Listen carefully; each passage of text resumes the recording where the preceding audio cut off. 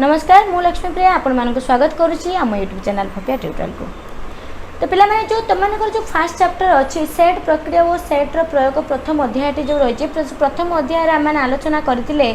तो जो part 1 video रे आम आलोचना करते कौन ना तालिका पद्धति पर आलोचना करते। तो जो मैंने कहीं जब मूलर टिके पूर्व पाठ आलोचना न करिया पूरा डिटेल्स आम जब न करवा ताहले परे तुमको पढ़ा को निहाती बुझा को टिके कष्ट हम। तो से पूरा डिटेल्स को पढ़े पढ़ेका जाऊँगी तो डिटेल्स बुझिले ही आम जो मैथ को जी मत आउ कहवाक पड़ोनी निजे ही तुम मैंने तो सॉल्यूशन तार बाहर कर सॉल्व कर क्वेश्चन आंसर। ओके तेणु आज आम पढ़ा कौन ना सूत्र पद्धति कौन से विषय आलोचना करवा सूत्र पद्धति विषय देखा। ठीक अच्छे तो ये आलोचना करे पढ़िले ताने जानीपर सूत्र पद्धति कौन किंतु आम पढ़ा पूर्वर तो जो मैंने आज आम क्लास नुआ अच्छ जदि चैनल को सब्सक्राइब करन ताले फटाफट चैनल को सब्सक्राइब कर पाखर जो बेल आइकन टी अच्छे प्रेस करके ऑल नोटिफिकेशन क्लिक कर जहाँ आम समस्त क्लास नोटिफिकेशन पाइपर। तो पिला माने सबुदिन लाइव क्लास मुझे ट्राए करी कि नेट प्रोब्लेम लाइव मुझे आसीपारे से ऑफलाइन क्लास देली। ठीक अच्छे पुणी नेक्स्ट डे नेट ठीक हो गला परे लाइव क्लास जमी होता से भाव में हम। चलो लेट कर देखा कौन अच्छी। अच्छा ये जो केतेक सेट अच्छी जो मानक कौन तालिका पद्धति लिखा असंभव होता है तो से आम कौन करती असंभव बा कष्टसाध्य होता है तो सहीटा को आम कौन करती ना सूत्र पद्धति लिखती। जमी कौन धर मन करा जाऊ आम देशर समस्त भारतीय माने रहिले भारतीय मानू आम कौन ना तालिका पद्धति लिखीहब ना तो सेठी आम कौन करवा ना सूत्र पद्धति लिखि प्रकाश कराटा सहज हे। ताहले केमिति लिखिबा जेते बेले सूत्र पद्धति आम लिखिबा जेमिति आम लिखिथिले तालिका पद्धति सेट रे नाम दउथिले कौन कैपिटल लेटर ए कैपिटल जो माने पूर्व वीडियो देखिन पिला माने बुझी परिबन तर पूर्व वीडियो जाके देख पार्ट 1 वीडियो देखिले वीडियो बुझा को सहज हे। ए बी सी डी एभला कर जेपरि नामकरण आम मैंने करुले ठीक सेमिति सूत्र पद्धति रे कौन ना समस्त सेट को भारतीय मानक सेट को आम कौन कले ना एस रूप में सूचित कले। ठीक अच्छे एस रूप में सूचित कले बर्तमान आम देदेले कौन ना को बंधनी टे देदेले बंधनी देकी तो आम कौन लिखा ना एक्स सच दैट एक्स जड़े भारतीय। ठीक अच्छे जड़े भारतीय लिखिदेले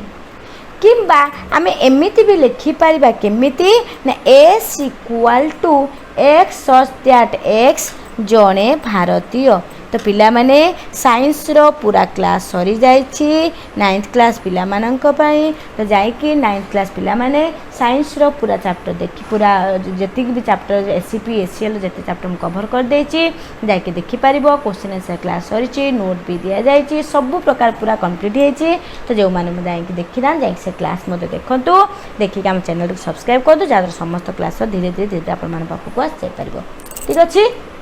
अच्छा ये जो बाड़ी भाया चिन्हटी पिला माने को कौन पढ़ती जान 8th क्लास रे पढ़ी कौन पढ़ती सच दैट पढ़ती कि नहीं ता माने कौन ना समस्त एक्स मानकर सेट। ठीक अच्छे जेपरिक समस्त एक्स मानकर सेट आउ एक्स जने भारतीय लिखे समस्त एक्स मानकर सेट जेपरिक एक्स जने भारतीय बोली मन करा जाए तेणु यहाँ हूँ कौन ना एक्स रो धर्म। तेणु एठार ये जो एस रहिला एस रो उपादान गुड़िक समस्त व्यक्ति जो माने भारतीय अटंती से भाव देखा मन करा जाऊ मु कहबी गणन संख्या सेट आम कौन जानते एन जानते ताको आम कौन करवा ना सूत्र पद्धति लिखा केमिति लिखा ना एक्स सच दैट एक्स एक गणन संख्या गोटे गणन संख्या नेले एक्स गोटे गणन संख्या। ठीक अच्छे सेमिति पूर्ण संख्या मानक सेट कौन थाए जेड तेणु जेड इक्वाल टू सेमती एक्स सच दैट एक्स एक पूर्ण संख्या सेट है जेड। ठीक अच्छे तेणु एक पिला माने आउ गोटे कथा आम देखा तेणु तालिका पद्धति रे गोटे गोटे आम लिखा तालिका पद्धति लिखा ताको आम सूत्र पद्धति लिखा। चलो गोटे सेट लिखा दुईटा को आम कंपेयर कले आपण मानक समस्त को इजी हम बुझापी देखिए गोटे लिखा कौन आम लिखा ना P इक्वाल टू मु लिखिली कौन ना 2 4 6 8 2 गोटे युग्म संख्या 4 गोटे युग्म संख्या 6 गोटे युग्म संख्या 8 गोटे यही भाव में युग्म संख्या मानकर सेट लिखिली। अच्छा यही सेट टी को वर्तमान मु कौन कली ना पी लिखिकी जो कौन ना सूत्र पद्धति को लिखा केमी लिखा पी इक्वल सेट्र ना कौन दि जाए पी दि जाए सेट्र ना कौन दि जाए पी दि जाए तेणु आम देखिले कौन सेट्र नाम आम एक नामकरण कले वर्तमान आम को कौन करवा लिखिले पी इक्वाल टू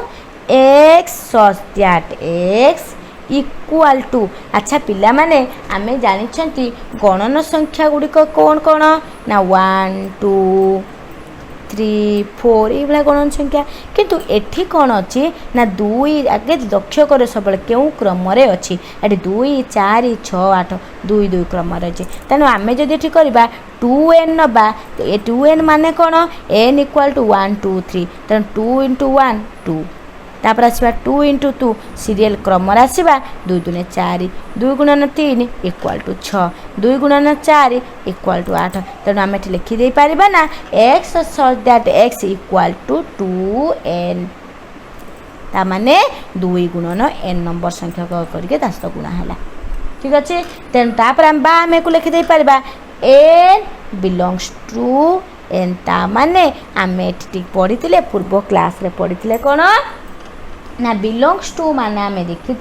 कौन जो आम देखी जो उपादान रही से उपादान टी कौन ना एन उपादान गुड़िक ये देखले एन संख्यक जो रहा कौन जो 1 2 3 4 रहा गण संख्या भितर रहा ठीक अच्छे जानले कि नहीं तेणु ये देखले कौन एमती भाव लिखिपार X such that X equal to 2n तापर कमा देदेले दे सारा पर लिखले कौन n बिलोंग्स टू n ठीक अच्छे तापर आम मैंने आसवा कौन ये देखिले आउ किसी देखा कौन चला तापर आम नेक्स्ट को जीवा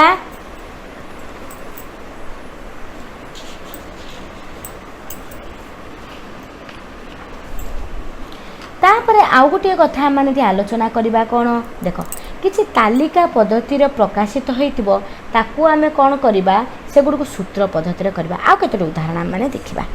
कौन ना एस इक्वाल टू हेते आराम से जानी परिबो एस इक्वाल टू -1 1 तो एक केमी लिखा जो सूत्र पद्धति ना ये भाव। अच्छा पिला माने ए जो -1 1 अच्छी आम लिखिले कौन -1 रो स्क्वायर हेले 1 1 रो स्क्वायर मध्य 1 तेणु एक आम क्यों फॉर्म लिखिपर ना S equal to X such that X रो स्क्वायर ता माने एक्स केते 1 हेले 1 स्क्वायर एक्स जो अच्छी -1 अच्छी 1 अच्छी तेणु -1 स्क्वायर कले 1 1 स्क्वायर कले 1 ठीक अच्छे तेणु इक्वाल टू 1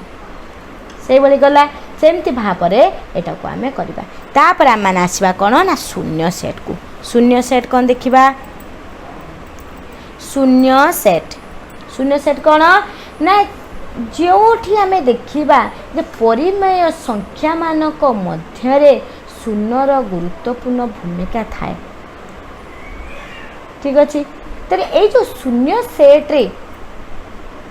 है शून्य सेट मानक मध्य शून्य से भूमिका मध्य गुरुत्वपूर्ण रही तो सेट मानक मध्य शून्य सेट्र भूमिका गुरुत्वपूर्ण रही ताहले आमे देखिबा शून्य सेट क्या कहवा शून्य सेट बा आमे ताकू कौन कहती सॉरी एम्प्टी सेट कौन देखा चलो तेणु जो सेट्रे कौन सी उपादान न थाए मन देखिए शुण जो सेट्रे कौन सी उपादान न थाए से सेट को शून्य सेट कहती यही भाव में लिखागला ता बात को आम कौन करती शून्य सेट्र संकेत हूँ किपरि यही भाव में लिखा जाए ठीक अच्छे तेना यहाँ कौन शून्य सेट तापर आ गोटे कथा मैंने आलोचना करिया उपसेट कौन शून्य सेट गला धीरे धीरे गोटे गोटे जानी जानिका जीवा उपसेट कौन ना ए आउ बी जदि आम देखा ए आउ बी सेट दुटा मध्य जदि ए सेट्र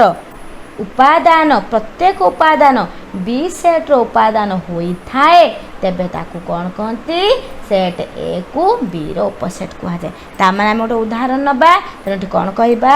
उपसेट बा ताकू इंग्लिश रे ଆମେ कौन कहती ना सबसेट बोली कहती देखिबा उदाहरण ଗୋଟେ नबा a इक्वल टू केते ना 1 2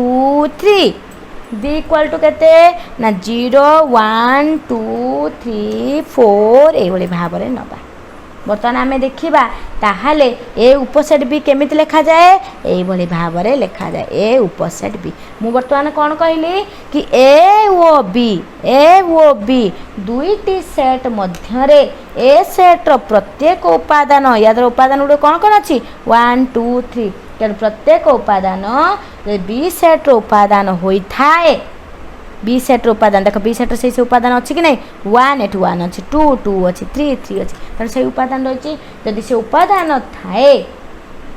ठीक अच्छे तेबे कौन कह जाए ए को सेट बी रो उपसेट बर्तमान ए उपसेट बी लिखा केते हम तो लिखिदे कौन ये उपादान गुड़िक रही तेणु आम लिखा कौन ए उपसेट बी ठीक अच्छे जदि आ गोटे कथा कौच कौन जदि हाँ ए को आम कौन ए बी रे को उपसेट जदि होता है ताऊ कौन ना बी को ए रो अधिसेट मध्य कह जाए तेणु अधिसेट बेले केमती लिखा जाए बी अधिसेट ए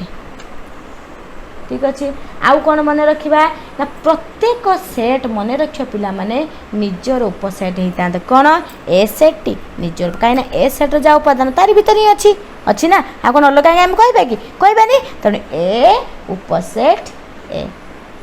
अच्छा तापर जो देखा आम शून्य मन करा जो किए कह शून्य सेट्टी तो कहार उपसेट रही कह शून्य सेट्टी शून्य सेट्र उपसेट कहीं तार तो कौन से उपादान ही ना ठीक है शून्य सेट उपसेट ए सेट्र उपसेट ठीक अच्छे कारण ए प्रत्येक उपादान ए भीतर ही रही तापर आम मैंने आसवा कौन सेट प्रक्रिया विषय आलोचना करवा सेट प्रक्रिया कौन देखा सेट प्रक्रिया एवं बहुत बढ़िया कथा आसब आम मैंने देखा कौन देख सेट प्रक्रिया विषय आलोचना करवा ओके सेट प्रक्रिया कौन ना परिमेय क्षेत्र में केतेक कथा अच्छी पिला माने कौन कौन जोग अच्छी वियोग अच्छी गुणन अच्छी जमी आम मैंने जानी परिमेय संख्या क्षेत्र में जोग कर प्लस अच्छी माइनस अच्छी इंटू अच्छी हरण अच्छी आम ये देखुं से भाव में सेट मानक मध्य कौन अच्छी ना संजोग अच्छी आ कौन ना छेद अच्छी अंतर अच्छी संजोग को कौन कहले यूनियन ठीक अच्छे यूनियन छेद को कौन कहले ना हूँ इंटरसेक्शन ये भाव में आम देखा तेनाली बर्तमान आम गोटे गोटे करके जीवा संजोग आम देखा यूनियन प्रथम आसवा यूनियन कौन देखा संजोग कौन जदि ए और बी जदि सेट द्वयरे थिबा समस्त उपादान को नहीं गठित सेट को ए बी रो संजोग कह कौन कहली मन देके शुण मु कौन कहली ए आउ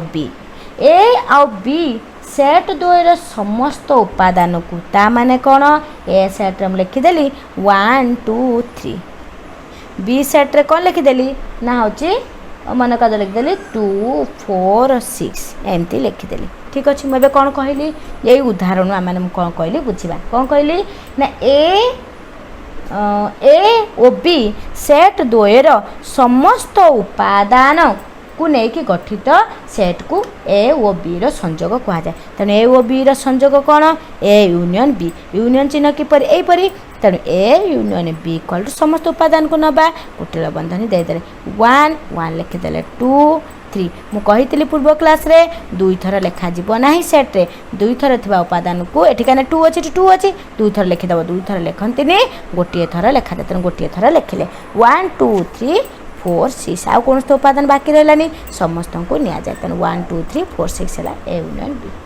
ठीक अच्छे यही भाव में आउ गोटे ना मन कर S equal to A B C T equal to कौन नेली बी सी तेबे S union T equal to केते हबो ना ए बी सी ବାସ୍ ଆଉ କିଛି ନାହିଁ। ଏଠି ଏ ଅଛି, ଏଠି ଏ ନାହିଁ, ଠିକ୍ ଅଛି। ବି ଅଛି, ବି ଅଛି, ସି ଅଛି, ସି ଅଛି। ତେଣୁ ଏ ବି ସି ୟୁନିୟନ୍ ମାନେ ହେଲା ଦୁଇଟା ସେଟ୍କୁ ସଂଯୋଗ କରିକି ଦୁଇଟା ସେଟ୍ ମଧ୍ୟରେ ଯାହା ଯାହା ଉପାଦାନ ଥାଏ ତାକୁ ଗୋଟିଏ ବହିରେ ଲେଖାଯାଏ, ୟୁନିୟନ୍ରେ ଲେଖାଯାଏ। ଠିକ୍ ଅଛି। ତ ଆମେ କ'ଣ କରିବା, ନେକ୍ସଟ କ୍ଲାସ୍ରେ ପିଲାମାନେ ଛେଦ ବିଷୟରେ ଆଲୋଚନା କରିବା, ଇଣ୍ଟରସେକ୍ସନ୍ ପଢ଼ିବା।